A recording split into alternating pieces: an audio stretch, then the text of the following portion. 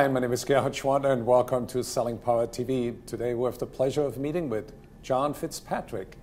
He is the President and CEO of Force Marketing. That's right. Welcome, John. Thank you. Thanks for having me. Marketing has changed fundamentally. Can you share with us what you have seen in the last few years and how is your company cashing in on that change? Yeah, certainly. Well, big data is being thrown around a lot, especially in the automotive industry that we specialize in, but really in marketing in general. You go to all these conferences in New York and San Francisco and everywhere else, they're talking about big data, but many times what is challenging to the clients that we have is, well, what do we do with it? And there are great marketing companies out there that are finally taking big data and utilizing it for their strategies, and Force is one of those. We emphasize that heavily, that we want to understand who the consumer is in that particular market, how they're shopping for vehicles, what are the similar type consumers that dealership has marketed to before, or has sold to before, and who they're currently servicing vehicles to. And then try to understand that really, really well and lay out a strategy to go after more of those types of customers. So John, let's look at the numbers first. Sure.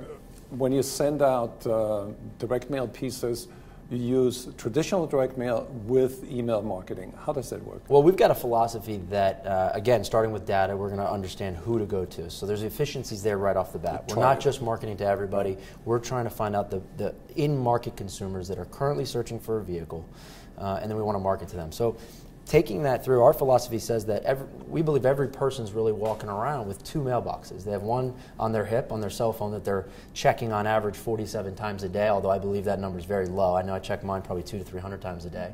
Then they've got their physical mailbox at their home that they check on average 3 to 4 times a week, although a lot of people check it every day. Right. So if we've already identified that household is good to put a marketing plan in front of, or a marketing campaign in front of, we should go to both their mailbox, physical, and their virtual mailbox. So all of our campaigns have that in mind. We'll send a message both to their house or business if it's a fleet situation, and then also through their email. And what does the message say? The message is very personalized, very targeted. So we are going to say, Mr. Doe, John Doe, Mr. Doe, we understand that you currently drive a 2010 Chevy Tahoe, and with current incentives going on by the manufacturers and the positive equity that you may or may not have in your vehicle, and we kind of estimate that through some algorithms that we've built out, we can put you in a brand new model and lower your monthly payment. Would you be interested? And if you are interested, here's a way to go online and find out more about this special offer, and it's a personal URL that's got their name in the URL box. So it's a click, very easy click through if they're getting it through their email device. But if they're getting it on actual traditional direct mail print piece, they can go online and search that, and then all of that information that we already have on that consumer is pre-populated in that VIP experience. And then from there, they can call and set an appointment for a test drive, or come in and bring their service, or they can schedule it right there through that portal. So out of 1,000 mail pieces that you drop in their mailbox, how many actually go to the website and say, hey, Gerhard, thanks for checking? Yeah, well, that's tough to monitor specifically, but our belief is 100% of them are. Wow. And that stems from the belief that 100%, and this is our belief, 100% of consumers are going online to educate themselves about their next vehicle purchase. Right. And so that statistic should really hold true when you're sending them a traditional campaign and motivating them to look into that. Let's find out more about this offer that they just sent me. So you're initiating the buying journey, so to speak, and then you enhance it with the experience, and then have a call to action to get in touch with the dealership. Have a call to action, but then also follow that all the way through to the dealership.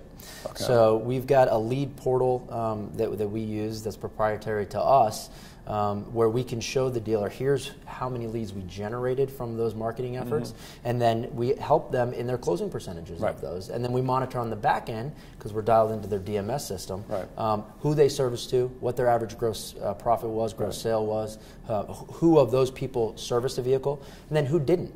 And for those that didn't convert in any way, let's say they didn't fill out a form fill on the landing page that we sent them to, or the personal URL, or let's say they didn't call the dealership, and there's still a huge opportunity in those phone calls in terms of, we still see, as many as 15 to 18% of phone calls to the dealership go unanswered.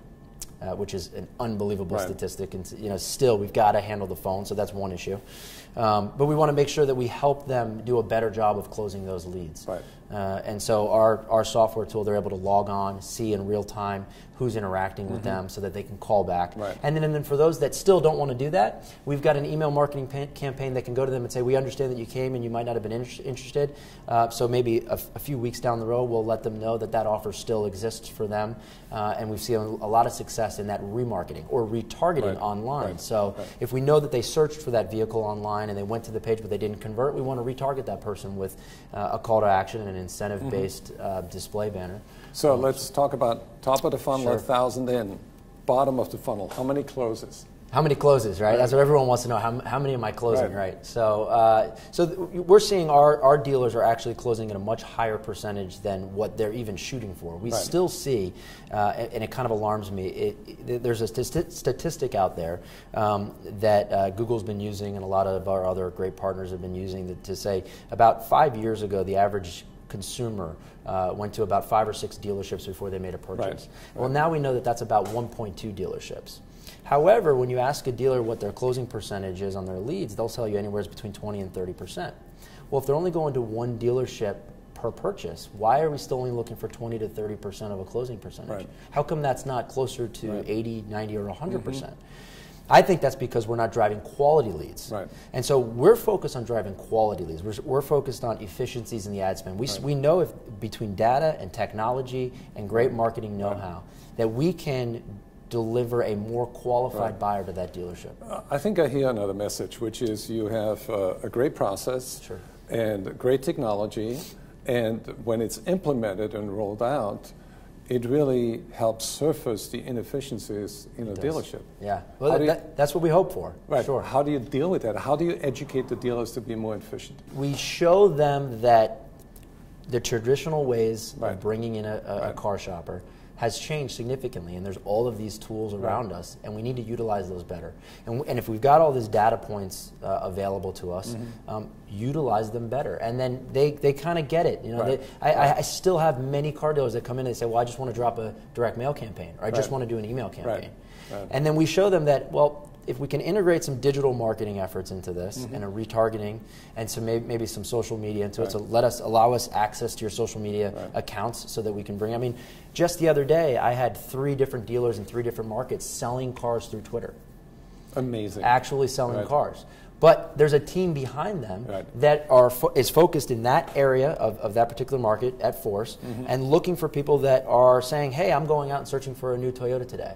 We proactively went to them through Twitter and said, well, if you're looking for a Toyota, we hope that you give ABC Toyota in Greenville, South Carolina, an opportunity. Okay. Well, maybe I will. And they tweet back, and through that communication channel, they're coming in and now test driving a vehicle. Tell me, what do you project in the future? What is going to come around the corner a year from now or 2 years from now? A year or 2 years from now, for us, we're looking for qualified sales professionals that want to make a great amount of money, and have a lot of fun doing it. We've got a great culture at Force Marketing. It's something we believe in. You don't just walk into a company that's got great culture. It's something that the executives and the entire team is bought into and working on every single day. So create a good atmosphere for that. But really, and they want to grow in their career. So we're looking for, right now we only have 20 salespeople, but certainly we could have 60. And get a better penetration into markets that we're not currently in. I think I mentioned to you prior, our biggest market that we're in, we only have about a 5 or 6% penetration in that market. So there's a huge opportunity for us. We've got a hot market, it's hotter than it's ever been. We've got technology-empowered marketing solutions that dealers need and look for. And we're doing a great job for our dealers, and we report on every dollar spent. Right. So, and that allows dealers to use your big data, and we are all moving to predictive analytics. Predictive analytics, that's where it is, and then reporting on each dollar spent. So, when we go into a dealer, we say, oh, well, I ran, what'd you do last month? We ran a TV campaign, we had a little bit of radio, a little bit of print, and we did some direct mail, and then we spent the rest in third-party leads and digital. Well, how are you tracking that? How did you do? Of the $20,000 or $30,000 you spent on a TV campaign, how many cars did you sell? They've got no way to know that. However, in our business, we can tell you exactly who we mailed to. We've got unbelievable analytics, bounce rates, and click-through rates. And then from a direct mail perspective, because we're dialed into their management system, we can tell them exactly of the people we mail to, who came in, who bought, who serviced, and then follow it all the way through. So it's very focused, it's very targeted, and it's very predictive. Yeah, sure. Thank you, John. Thank you. Appreciate that. For anybody who would like to know more, go to forcemarketing.com. Yeah, thanks. You.